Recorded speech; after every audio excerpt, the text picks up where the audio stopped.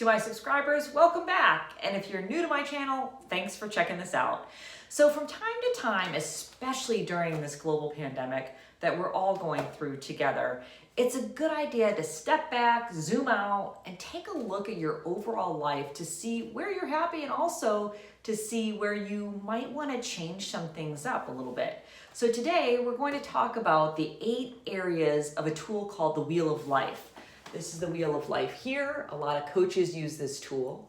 And the original idea behind the Wheel of Life came from a coaching pioneer named Paul J. Meyer in the 1960s. He created the Wheel of Life to help people realize their goals and live more fulfilling lives. Then over the years, various coaching schools slightly modified their wheels along the way, but the pie slices, so to speak, of the wheel are basically the same. So the 8 portions of the wheel are as follows. The first is family, including parenting if you have children. 2 is personal development. The 3rd is spiritual awareness or religion. The 4th is fun and enjoyment. The 5th is relationships, both intimate and social. The 6th is health. And the 7th is personal finance. And finally, the 8th is your career, trade, or your job. So what I invite you to do is take a moment to rate on a scale of 1 to 10, with 1 being the worst, 10 being the best, how you're doing in each of those areas. Once you've done that, I suggest first looking at the areas where you scored more than a 7 and be thankful for those blessings in each of those areas and have kind of an attitude of gratitude. Way to go. Celebrate those areas of your life.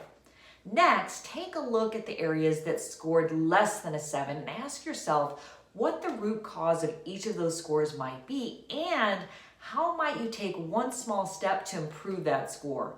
Now, if there are more than 3 areas with a score less than 6, then you'll want to prioritize which of those areas is most important to you, as some folks might be perfectly fine not having a high score in certain areas.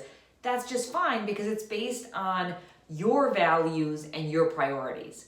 So this was meant to be a quick intro to the Wheel of Life today. Please let me know if you have any questions or would like to learn more about any of the sub-wheels for each of those areas. For example, there's a separate wheel for the career and job area, and so on for each of the areas. So anyway, that might be for a future topic. Thank you for listening.